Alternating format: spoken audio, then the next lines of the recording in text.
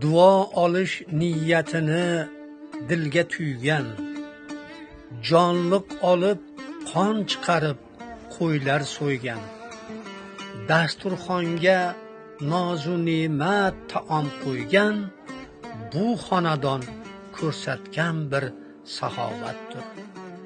Otasidan ayrilganmi, onasidan, akasidan, opa singil ukasidan, bu dunyodan o'tgan jigar go'shasidan hayot shunday sinov sabru qanoatdir. Ma'ruzayu masalani gar eshitsang, qilgan gunoh ishlaringdan qo'rqib ketsang, oxiratni o'ylab asta anglab yetsang, ehson sabab o'qilgan shu tilovatdir. Mahalla ko'y katta kichik taklif qilgan, qarindoshing qadrdoning seni bilgan, niyat qilib duoga qo'l ochib turgan, o'tirgan shu qora ko'zlar jamoatdir. Shunday odat belbog' yana oqliq berish, bundan o'zga bormi yana xayrli ish? Har bandaga orzu niyat himmat qilish, inshaalloh ikki dunyo saodatdir.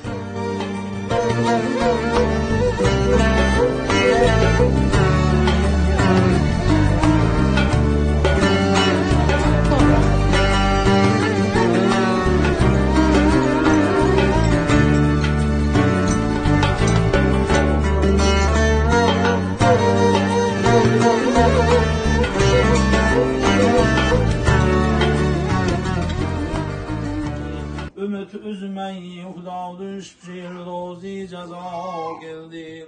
Nasım bulgay bükün astanesiye yüsürüm mehcur. Desem eyle şefaat yolvarım isyan geldi. Allahümme salli ve sellim ve barik aleyh. Allahümme salli ve sellim ve barik aleyh. Allahümme salli ve sellim ve barik aleyh.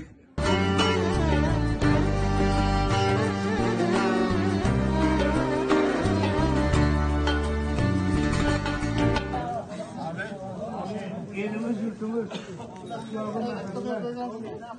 Dergahında olmayınca turgan barchalarimizni xonadonlarimizda ham tinchlik, xotirjamlik, tanishalik ne'matini bardavom qilsin. Qariyalarimizga iymon u yoshlarimizga insof tavfiq bersin. Xoh xonadonda, xoh shifoxonada bemorlarni dardiga g'oyib hashsin, shifoyi kunlik karomat oylasin. Safarga yurganlar safarlarni behayotlar, xayrli, barakotli safarlardan qilsin. Qayerlarda bo'lsalar ham ularni Alloh o'zini hifz himoyasi saqlasin. Mana bu xonadondagilarni ehsonlarini dargohiga qabul aylasin.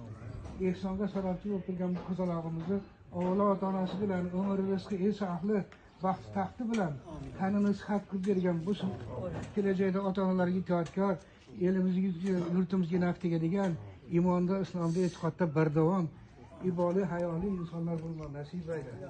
Ehsonga chaqiriqqa labbay deb kelgan bu jamoatning barchalarini ham qadam qadamlariga ajr hasanat, umri rizqi Alloh o'zi barakollasin.